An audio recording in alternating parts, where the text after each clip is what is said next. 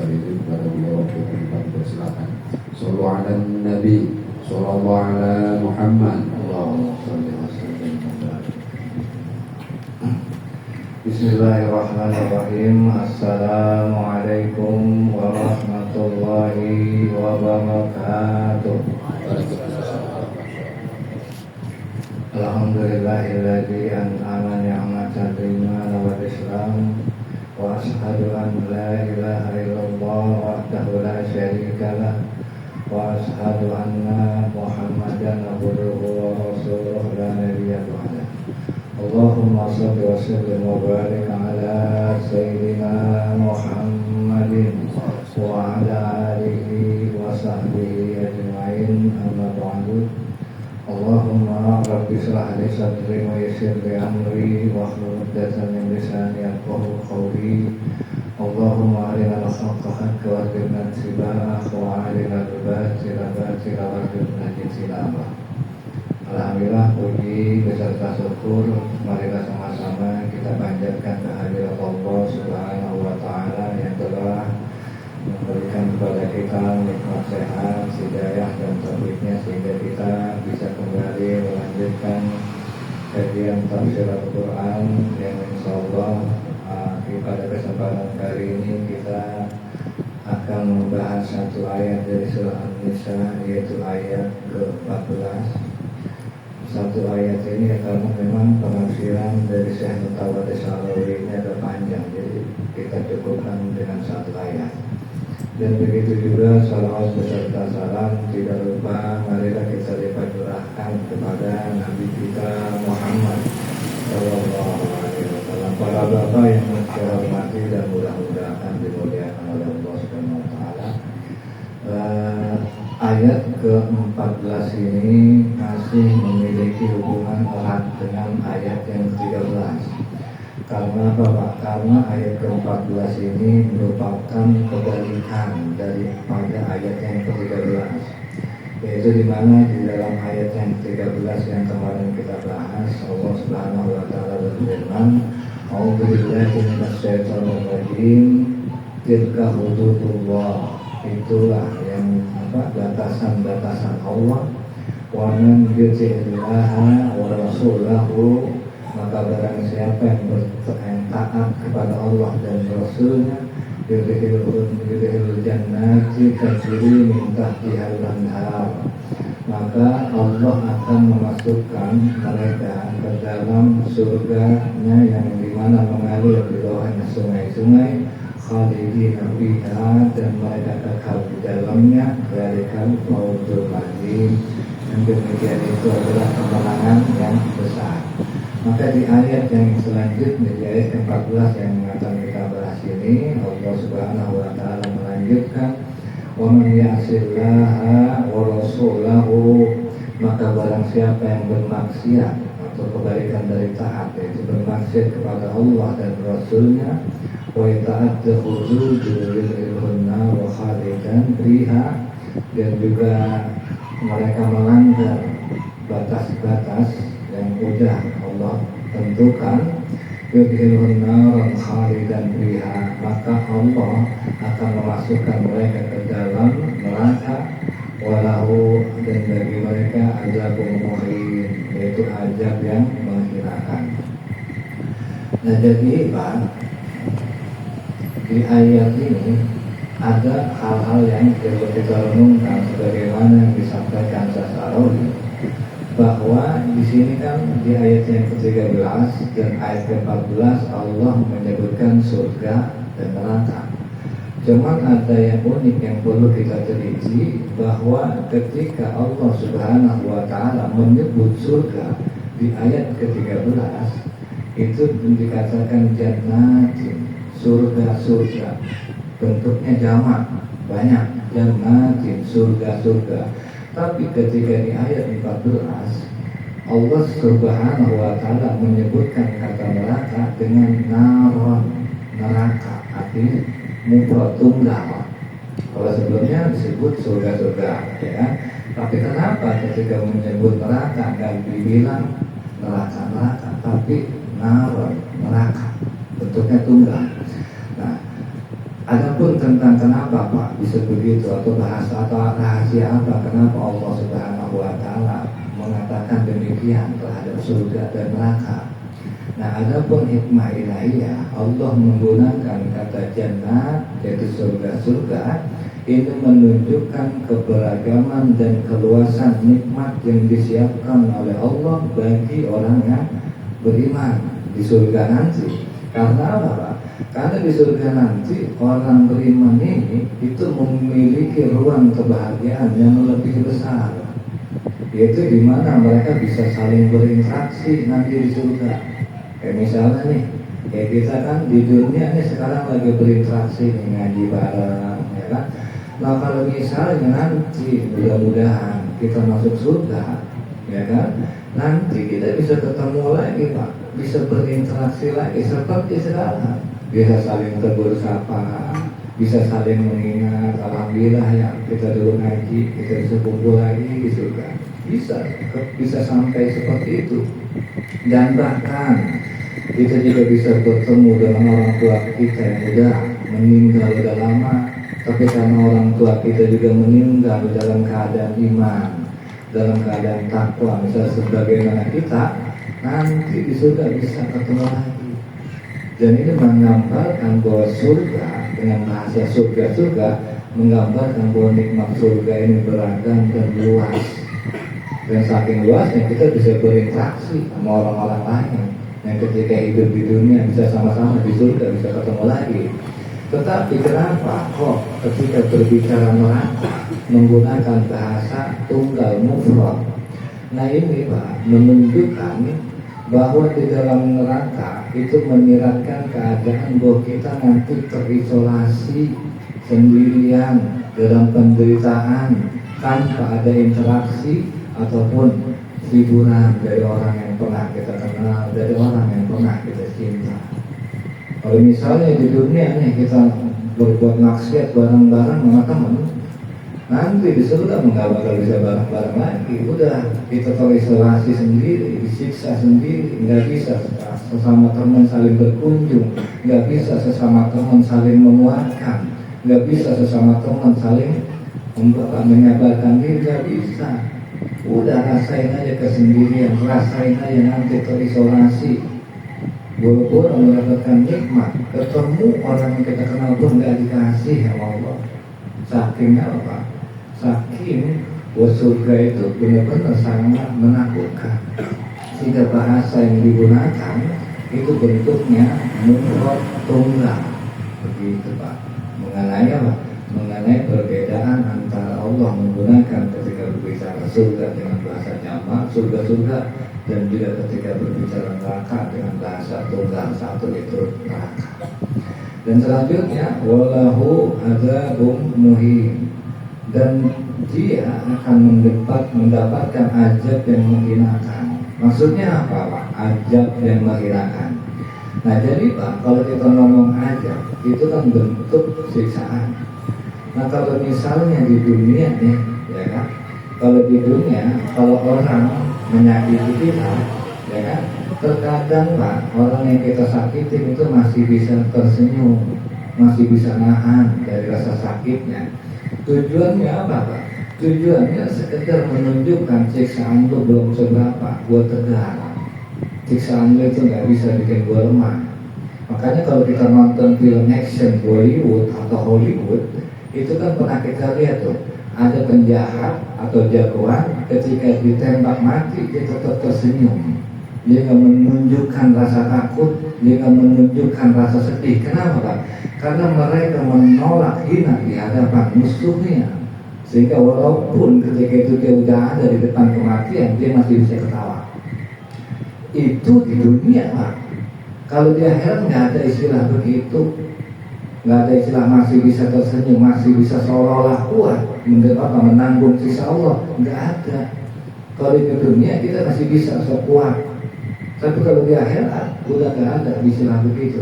Maka Allah gunakan bahasa di sini walahu adzabun muhin, dan bagi mereka azab yang menghinakan. Udah nggak bisa dongak lagi, udah nggak akan bisa tersenyum lagi, udah nggak akan bisa sok kuat seolah-olah kuat. Nggak ada yang kuat kalau udah mendapatkan azab dari Allah Subhanahu wa Ta'ala, begitulah. Nah, namun kalau kata Syekh Sarawi, akhirnya ketika Syekh Sarawi menjelaskan ini, Syekh Sarawi mencoba kembali mengulas tentang surah An-Nisa ini dari awal. Nah, jadi Pak, kalau kata Syekh Sarawi, surah An-Nisa ini merupakan apa? Salah satu surah yang memiliki tema utama, yaitu keadilan sosial. Kalau misalnya bapak-bapak ngaji dari awal, kenapa Pak? Karena yang pertama, ketika Allah Subhanahu wa Ta'ala ingin atau hendak berbicara tentang tema keadilan sosial, maka yang pertama di ayat pertama surat An-Nisa, Allah Subhanahu wa Ta'ala mengawali tema tersebut dengan ayat yang berbicara tentang kesatuan manusia sebagai keturunan, ya, sama-sama sebagaimana di dalam surah yang pertama itu kan Allah Subhanahu wa Ta'ala bagaimana Pak? Ya ayuhan nas ittaqu rabbakumul ladzi khalaqakum min nafsin wahidah. Kan begitu. Wahai manusia, ya kan, bertakwalah kepada Tuhan kamu yang menciptakan kamu dari jiwa yang satu, jiwa yang sama, yaitu apa? Nabi Adam. Kan begitu. Artinya ketika Allah hendak berbicara tentang masalah sosial, Allah bilang dulu kalau kita ini apa Pak? Kalau kita ini adalah makhluk yang sama, kita adalah setara manusia, nggak perlu memandang gender, nggak perlu memandang status sosial, kita semua sama di hadapan Allah kalau kita dari satu jiwa yang sama. Karena terkadang Pak, kalau misalnya kita nggak berpikir besar seperti Allah, yang ada malah ribut, yang ada malah jadi perang seperti misalnya dalam masalah bola. Kalau kita berbicara kecil, bola hanya sekedar sekup, misalnya provinsi antara Jakarta dengan Bandung, misalnya kalau Jakarta J kan, kalau Bandung Bobotoh. Kalau kita hanya berpikir sekup kecil, ya yang ada apa? Antara Bobotoh J berantem. Tapi kalau kita berbicara yang lebih besar lagi Indonesia, itu yang namanya Bobotoh sama J bisa nyatu tuh. Kalau sekupnya lebih besar, kan gitu. Nah begitu pun Allah dalam hari ini berbicara bukan sekadar Bobotoh, bukan sekadar Becik, bukan sekadar Indonesia atau Amerika, tapi bahwa semua yang ada di dunia ini itu dari satu jiwa yang sama, yaitu manusia. Nah kalau misalnya orang udah berpikir dalam jiwa yang sama, itu kan akan saling menjaga. Kayak misalnya nih, kita ngerantau di Papua, ya kan? Itu ketika kita ngerantau di Papua ketemu sama orang yang sama, cakung juga, itu bakal eratnya bukan main Pak. Karena kita ngerasa dari satu kampung yang sama, kan itu akan saling menjaga. Begitu, ya kan? Nah begitu pun kalau misalnya kita semua manusia merasa bahwa kita dari satu bapa yang sama, yaitu Adam, maka kita akan keseluruhannya akan saling menjaga. Maka di kelanjutan ayat surah An-Nisa, ya kan, Allah berbicara tentang apa Pak? Perlindungan terhadap kaum lemah. Jadi jangan mentang-mentang kita kaya, jangan mentang-mentang status sosial kita tinggi, terus kita membeda-bedakan sehingga kita berbuat dolim, terutama terhadap anak yatim. Maka di surah yang kedua Allah Subhanahu wa Ta'ala ngomongnya berbicara apa? Wa atul-yatama amwalahum wala tatabaddalu khabitha bil-thayyibat. Dan juga berikanlah kepada anak yatim harta-harta mereka, dan itu jangan ditukar harta mereka dengan yang jelek dengan yang baik dengan yang jelek. Nah itu apa? Ini kan bentuk pertama. Jadi ketika misalnya terkadang namanya kezaliman terhadap kaum lemah, karena kita ngerasa apa? Kita ngerasa lebih tinggi, kita ngerasa sama dia nggak lebih baik atau nggak lebih buruk, sehingga akhirnya dizalimi. Kan begitu. Itu yang pertanyaan selanjutnya terhadap anak yatim, kaum yang lemah. Dan kaum yang lemah juga selanjutnya yaitu siapa Pak? Perempuan. Gitu. Makanya terhadap perempuan ini Pak, kalau dan dalam hal ini itu berbicara tentang waris. Kenapa perempuan di sini diperhatikan? Ya kan sebagaimana di dalam surah An-Nisa ayat ke-7. Allah Subhanahu wa taala berfirman, "Lirijali nasibum mimma tarakal walidani wal aqrabuna wa lin-nisa'i nasibum mimma tarakal walidani wal aqrabun." Dan apa? Dan bagi laki-laki ada bagian yang ditinggalkan kedua orang tuanya dan kerabatnya, dan bagi wanita juga ada bagian yang ditinggalkan kedua orang tuanya dan kerabatnya. Artinya apa? Allah Subhanahu wa taala memberikan bagian terhadap perempuan, karena kalau misalnya Bapak tahu itu di masa sebelum Islam datang, di masa sebelum Rasulullah Shallallahu Alaihi Wasallam diutus, yang namanya perempuan, Pak, itu perempuan yang ikut perang itu nggak mendapatkan bagian waris dalam masyarakat Arab. Jadi perempuan itu benar-benar kaum marginal. Perempuan itu benar-benar kaum yang disingkirkan, dan bahkan kehadirannya tidak diharapkan. Maka Islam datang memberikan bagian daripada perempuan, walaupun jumlah atau bagian waris perempuan itu mungkin separuh dari laki-laki, tapi itu udah lebih baik, udah lebih adil. Kenapa? Daripada nggak sama sekali. Dan terlebih yang namanya perempuan itu kan bukan orang yang menanggung. Jadi yang namanya perempuan adalah orang yang ditanggung.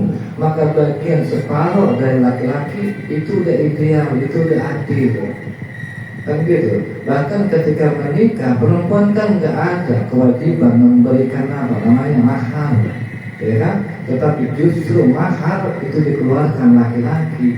Maka wajar kalau misalnya jatah perempuan itu satu, jatah laki-laki dua. Kalau misalnya kita ngelihat sebelum Islam, perempuan nggak ada harganya, nggak ada waris, begitu. Dan ini sebagai bentuk bahwa Allah Subhanahu wa taala mengajarkan kepada kita, perhatikan kaum lemah, orang yang nggak punya, orang yang nggak berada, jangan dicuekin. Biar bagaimana juga dia sama kayak kita, manusia juga, dia sama kayak kita, keturunan Bani Adam, itu. Dan juga itu kan udah tuh mengenai itu disebutnya apa Pak, masalah waris itu dari kelanjutan ayat yang sekarang kita bahas di ayat ke-13 dan ke-14, yaitu mengenai waris, pembagian, mengenai anak yatim. Kalau kata Allah di kelanjutan ayat apa? Tilka hududullah, itulah batasan-batasan Allah. Maksudnya apa? Ini perempuan sekian, ya kan, setengah dari laki-laki, itu anak yatim juga harus begini dan begini, dijaga, jangan didolimin, hartanya jangan diambil, hartanya jangan ditukar yang baik dengan yang buruk. Nah itu Pak, kalau kata Allah di kelanjutan ayat, tilka hududullah, itu adalah batasan Allah. Artinya ini aturan Allah gitu, jangan dilanggar. Maka di kelanjutan ayat, wa man yuti'illaha, ya kan, wa yuti'illah wa rasulah yudkhilhum jannatin tajri min tahtiha al-anhar. Kalau misalnya belum mentaati batasan Allah, yaitu di mana anak yatim lu jaga, di mana orang yang lemah lu ayomin, ya kan? Kalau lu taat terhadap Allah dan Rasulnya, janji Allah akan masukkan dia ke dalam surga dan dia kekal di dalamnya. Nah, akan tetapi di kelanjutan ayat yang ayat ke-14 ini, Allah Subhanahu wa taala melanjutkan, wa man ya'sillaha, dan barang siapa yang bermaksiat kepada Allah, nggak dengerin apa kata Allah, nggak dengerin ketentuan Allah yang tadi saya bahas itu, maka apa?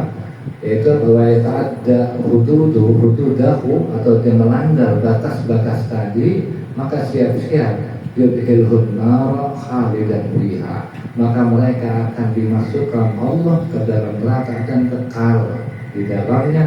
Walahu adzabun muhin, yang demikian itu adalah azab yang menghinakan.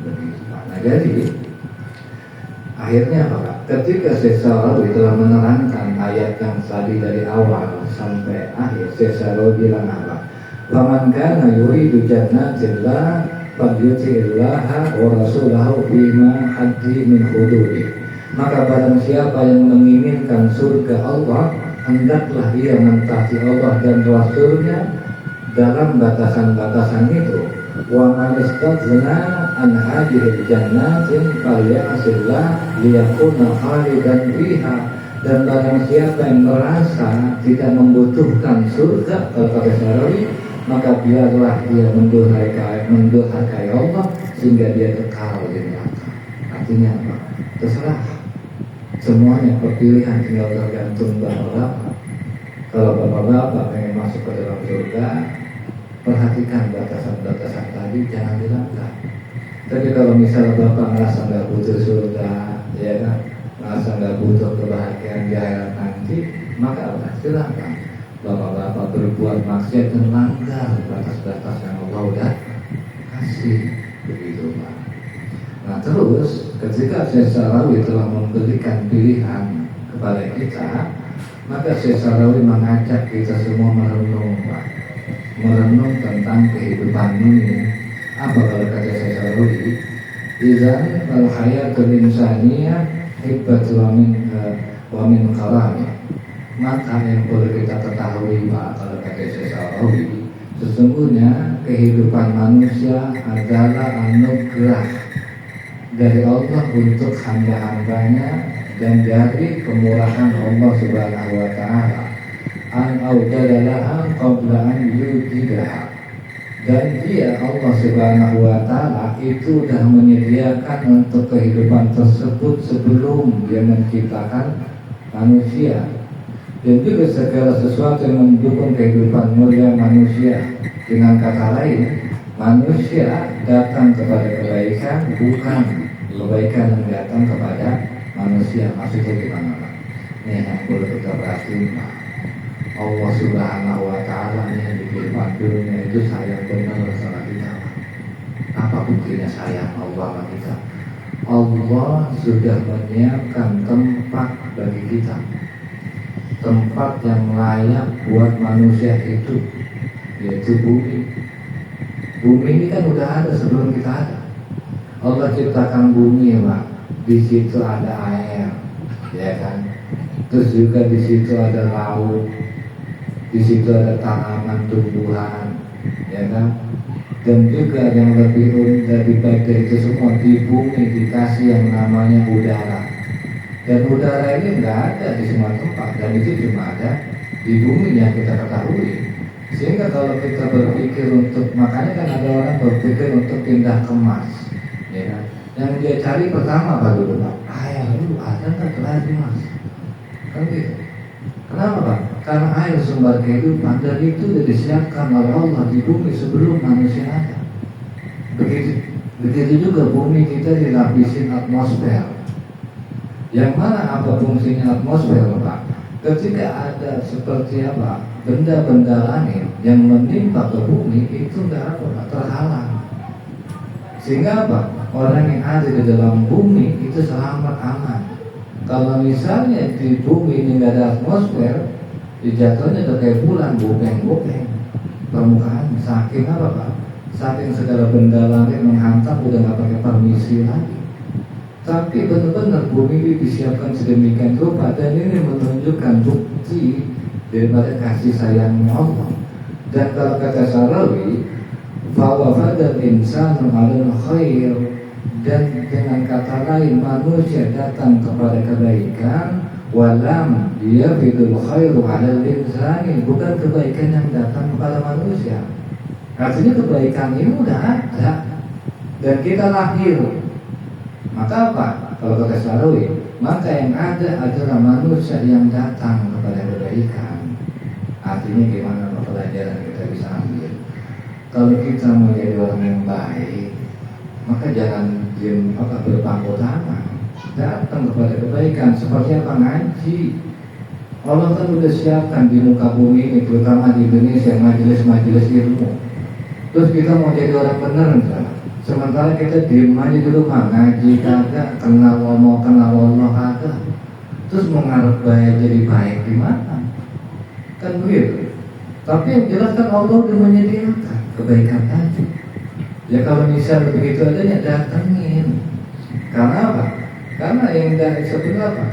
Manusia yang datang kepada kebaikan, bukan kebaikan itu yang datang kepada manusia, tapi yang jelas Allah Subhanahu wa taala telah menyediakan kebaikan. Jadi seorang petani, ya kan? Bagaimana seorang petani bisa mendapatkan kebaikan? Ya ambil campur garap itu tanah. Yang jelas tanah itu merupakan kebaikan yang Allah sudah sediakan. Kalau kita mau mengharapkan kebaikan dari tanah, datangin kebaikan tadi, yaitu dengan apa? Dengan bercocok tanam tanah atau di kebaikan yang Allah sudah persiapkan. Itulah. Itu artinya nggak bisa pengen jadi orang benar, diam aja, pengen jadi orang benar tapi nggak nyari. Sebagaimana bisa jadi benar. Sementara untuk jadi benar satu, ya harus mencari apa dengan ilmu.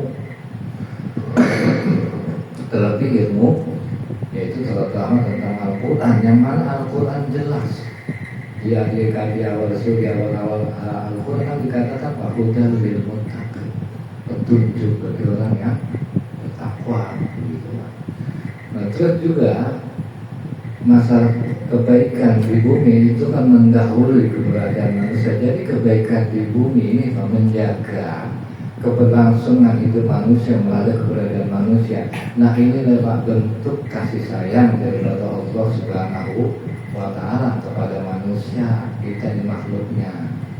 Dan juga salah satu bentuk kasih sayang Allah juga menjadikan kita ini beranak pianak, berkembang biak, ya kan, sampai kita punya keturunan, kan begitu. Nah, jadi Pak, Allah juga menetapkan yang namanya sarana untuk berkembang biak dengan mengaitkan kenikmatan Allah agar apa? Agar kenikmatan itu menyertai sarana reproduksi manusia. Karena apa? Karena proses melahirkan itu menyakitkan, maka perlu ditambahkan namanya rasa nikmat. Nah, jadi begini Pak maksudnya, Allah Subhanahu wa Ta'ala Pak sebenarnya, ya kan, menjadikan bagi kita tujuan kita ketika kita nikah nih sama istri kita, tujuan sebenarnya apa? Tujuan sebenarnya yaitu memperbanyak keturunan. Cuma tetap tujuan memperbanyak keturunan Allah kasih bayaran yaitu berupa rasa nikmat. Baik nikmat ketika berhubungan atau nikmat karena ada rasa cinta dan dicintai istri, atau rasa cinta dan dicintai anak, itu juga bagian dari kenikmatan. Kan begitu. Yang jelas Allah nggak semata-mata nyuruh kita nikah sama istri, ya, memperbanyak keturunan, kecuali Allah juga kasih hadiahnya kenikmatan itu. Begitu, dikasih kenikmatan. Makanya walaupun misalnya anaknya bererot banyak, tetap aja nggak nyesel. Kan begitu berarti. Ya karena memang Allah kasih kompensasi kenikmatan. Sekali lagi bukan sekedar kenikmatan di atas aja, kenikmatan banyak anak mencintai dan dicintai anak-anak itu juga kenikmatan. Kan gitu. Sehingga apa? Walaupun namanya melahirkan itu menyakitkan, tapi nggak ada yang namanya emak atau perempuan kan nyesal kalau melahirkan. Kan gitu. Karena memang Allah kasih kompensasi kebahagiaan. Maka oleh karena itu Pak, orang-orang lesbi yang penyuka sesama jenis antara cewek dengan cewek, gay, antara laki dengan laki, ini orang yang nggak ngerti tujuan itu. Bahwa tujuannya adalah apa? Memperbanyak keturunan. Kalau mereka enggak Pak, fokusnya ke kompensasi kenikmatan doang. Nikmat dia dapat. Sekarang misalnya cewek kacang sama kacang, nikmat sih nikmat. Cuman ada nggak dia bakal punya keturunan? Kagak. Padahal memperbanyak keturunan itu tujuannya. Antara laki misalnya pedang pedang, ya kan? Kalau ngomong nikmatan, nikmat dia dapat Pak. Cuman kan itu bukan tujuan, ya kan? Maka kalau mau pedang sampai kapan juga nggak bakal jadi anak. Dan mereka adalah orang yang lupa bahwa yang namanya memperbanyak keturunan itu adalah tujuan, sementara kenikmatan itu adalah sarana aja. Begitu. Makanya tahu bapak kucing Pak, kucing kalau misalnya udah kawin nih sesama jenis kucing, kawin nih, terus udah melentung ke belut kucing, itu kucing yang udah belut melentung kagak bakal dipakai lagi sama kucing yang lain Pak. Kenapa?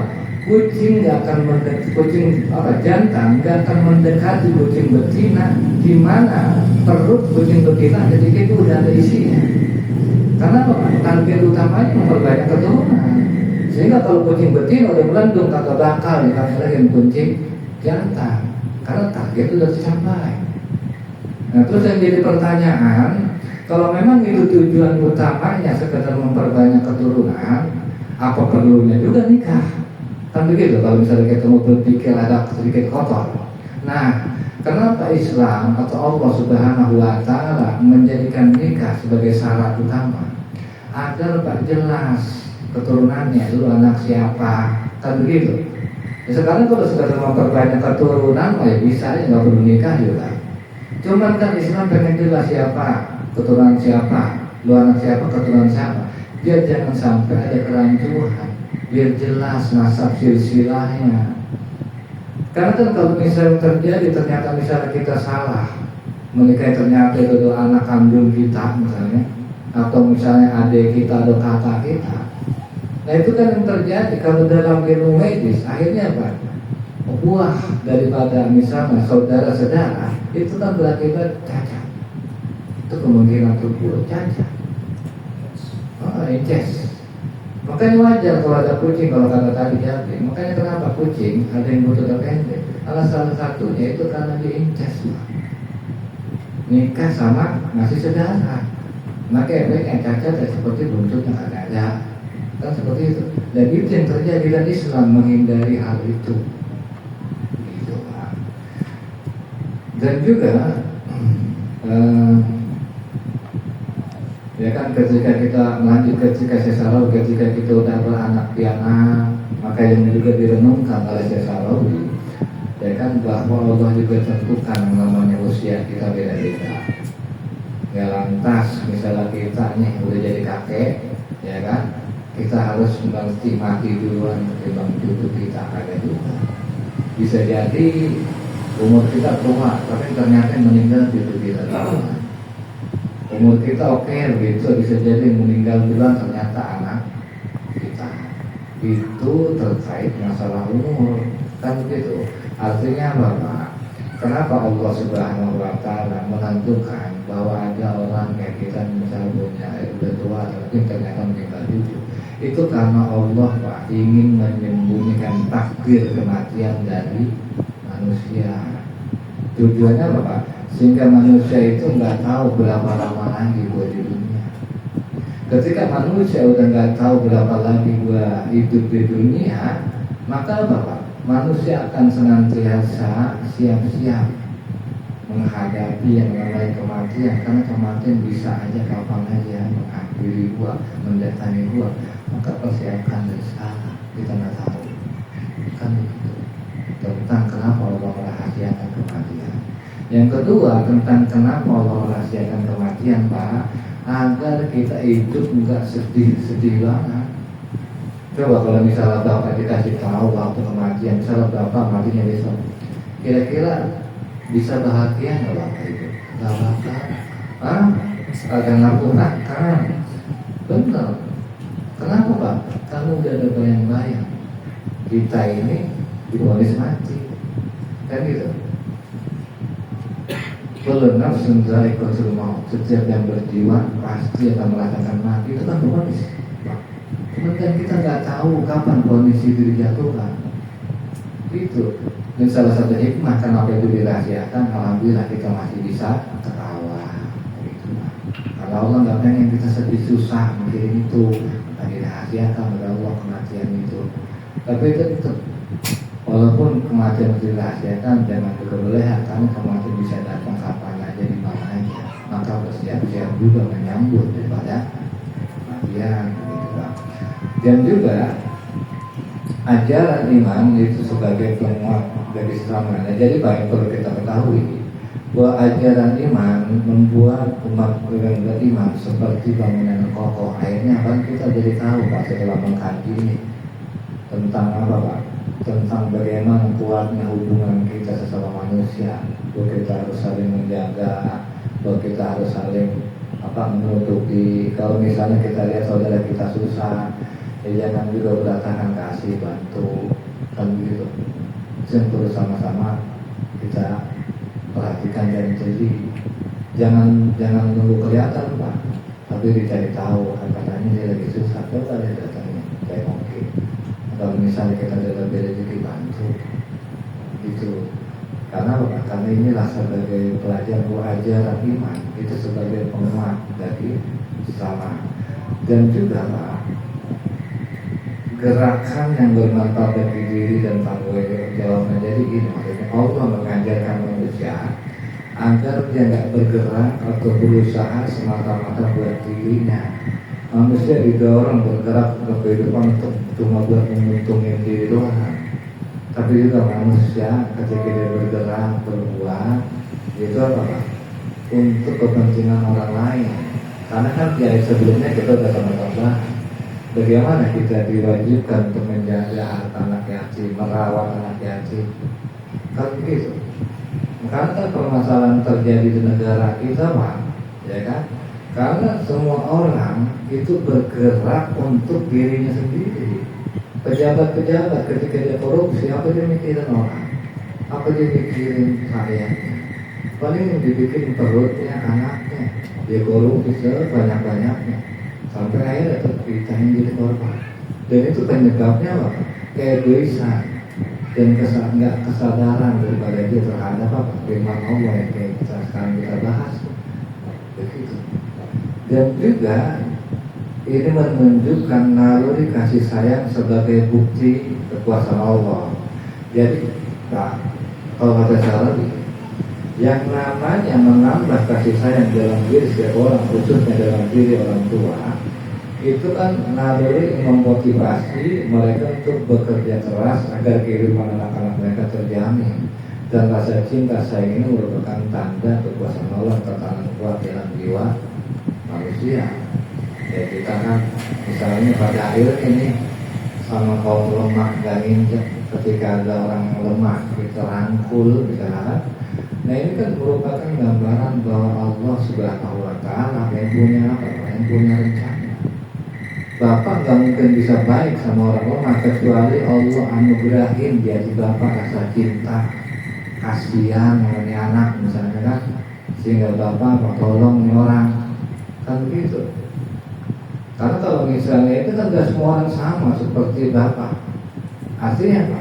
Bahwa memang Bapak adalah orang yang dipilih untuk itu. Begitu. Dan juga seorang yang bekerja keras terus untuk mencapai tujuan usahanya, keluarganya dengan banyak, Allah memberikan rezeki yang dengan kerja kerasnya. Begitu. Dan juga di sini kan dia berbicara waris Pak ya. Yang terakhir. Jadi Pak yang namanya waris, kalau kata saya selalu, ini merupakan distribusi kekayaan. Jadi namanya fungsinya waris itu Pak, distribusi kekayaan dari orang tua ke anak. Nah cuman Pak proses pendistribusian waris atau harta dari orang tua ke anak ini saya menyebut sebagai pembagian yang mengalir. Maksudnya bagaimana? Waris ini dikatakan pembagian yang mengalir Pak. Maksudnya setelah seseorang tersebut meninggal, anak-anaknya baru boleh bisa mewarisi. Jadi namanya mewarisi itu Pak, nggak bisa kecuali yang punya waris itu meninggal. Kenapa? Karena Allah Subhanahu wa Ta'ala menetapkan waris setelah orang meninggal. Kenapa nggak dalam kondisi itu Pak? Karena Allah Subhanahu wa Ta'ala menghargai betul kerja keras orang yang punya duit. Kalau misalnya waris itu diwajibkan sama Allah ketika dia masih hidup, itu bisa jadi yang itu juga nggak redo. Kan gue juga masih pengen senang, kan begitu. Karena ada tuh kejadian satu keluarga, orang tua masih ada, waris sudah dipecah-pecah. Akhirnya tuh orang tua bertang lantung, udah nggak ada rumah tua. Anak sini ikut, anak sini ikut. Kan kasihan. Dan itu Allah nggak pengen kejadian sampai seperti itu. Makanya waris itu dibagikan nanti setelah meninggal. Tujuannya apa? Ya tujuan Allah menghargai, jangan lu ambil dulu duitnya. Dia biar nikmatin dulu hasil kerja keras dia. Nanti ketika orang tua udah meninggal lagi distribusikan tuh waris lagi, jangan lagi masih hidup. Begitu Pak. Dan ini kan merupakan bentuk penghargaan dari Allah Subhanahu wa taala, bahwa Allah Subhanahu wa taala menghargai kerja keras. Dan juga contoh lain yang terakhir, Pak ya. Contoh lain bahwa Allah Subhanahu wa taala menghargai kerja keras sehingga waris itu dibagikan setelah meninggal, yaitu firman Allah Subhanahu wa taala, "Man dzalladzi yuqridullaha qardan hasanah wa yudha'ifu lahu wa lahu ajrun karim." Siapa yang memberikan pinjaman kepada Allah, pinjaman yang baik, maka Allah akan melipat gandakan balasan pinjaman itu untuknya. Allah di situ mengatakan siapa yang mau meminjamkan pada Allah. Sebenarnya apa? Itu bahasa Allah pasang badan buat orang susah. Rezeki kita tahu dari Allah, hakikatnya kan benar. Hakikat rezeki semua dari Allah. Siapa yang mau? Yang kita makan, yang kita terima, yang ada di rumah kita dari Allah. Cuma tetap walaupun rezeki itu hakikatnya dari Allah, ketika Allah butuh, Allah bahasanya ke kita apa? Minjem. Saking apa, Pak? Saking Allah menghargai kerja keras kita, sehingga ketika ada orang susah yang butuh duit, Allah pasang badan. Lo mau nggak memberikan pinjaman bagi gue dengan pinjaman yang baik? Maksudnya apa? Minjemin dia. Allah yang pasang badan. Kalau Allah udah pasang badan, udah jangan dipikir Allah kagak bakal bayar utang itu, pasti Allah ganti. Kalaupun nggak di dunia ini, di akhirat dikasih lebih, dia kejar yang dia pinjam, kan begitu. Dan ini merupakan bentuk bahwa Allah menghargai kerja keras, Pak. Karena kalau Allah mau balikin harta gua, itu harta dari gua, kan bisa aja loh gitu. Tapi enggak, bahasanya Allah sopan. Wa man dzalladzi yuqridullaha qardan hasanah. Barang siapa yang mau meminjamkan kepada Allah pinjaman yang baik, begitu. Dan juga di ayat lain terakhir Allah Subhanahu wa taala berfirman, in yas'alkumuha wa yuhibbukum tabkhalu wa yukhrij adghanakum. Nah, jadi jika dia meminta harta kepada kamu lalu mendesak kamu supaya memberikan semua, niscaya kamu akan pikir dan dia akan menampakkan kedengkianmu. Maksudnya Bapak, jadi kalau Allah meminta dari kalian seluruhnya harta kalian dan terus menerus dalam meminta dari kalian, niscaya kalian akan pikir pasti lebih gitu. Dan Allah mengeluarkan sifat tamak dan dengki ke dalam diri kalian, maka Allah membiarkan tidak meminta dari kalian sebagai bentuk kelemah lembutan Allah. Apa pernah Allah maksa? Sekarang Allah zakat ya. Allah minta zakat dari kita, misalnya dari harta. Kalau misalnya nih Pak, barang temuan, kita nemu barang nih, ya kan? Itu zakatnya 20%. Artinya Bapak banyak yang namanya barang temuan, yang namanya barang nemu kan nggak berusaha. Tapi ketika udah misalnya zakat pertanian dari 10%, kenapa Pak? Ada kerja di situ. Tetapi namanya bertani kan nggak tiap hari kerjanya. Tapi kalau misalnya udah kerja keras tiap hari, kena zakat profesi. Allah mintanya nggak banyak, 2,5%, lebih dikit lagi. Kenapa Pak? Sekali lagi Allah menghargai kerja keras manusia. Semakin manusia di situ kerja keras, semakin sedikit Allah ambil. Beda Pak sama pemerintah. Semakin banyak usaha kita, semakin banyak pajak yang ditarik. Kalau negara kan begitu, kalau semakin banyak kerja keras kita, semakin sedikit yang diambil. Kenapa? Itu tadi Allah bisa aja minta setiap saat, minta terus-terusan, cuman itu nggak dilakukan sama Allah. Sebagai bentuk apa Pak? Kelemah lembutan Allah kepada kita. Allah tahu kerja keras, Allah tahu kita juga minta sama yang namanya harta. Mungkin itu saja. Kalau ada yang sedikit juga, saya kata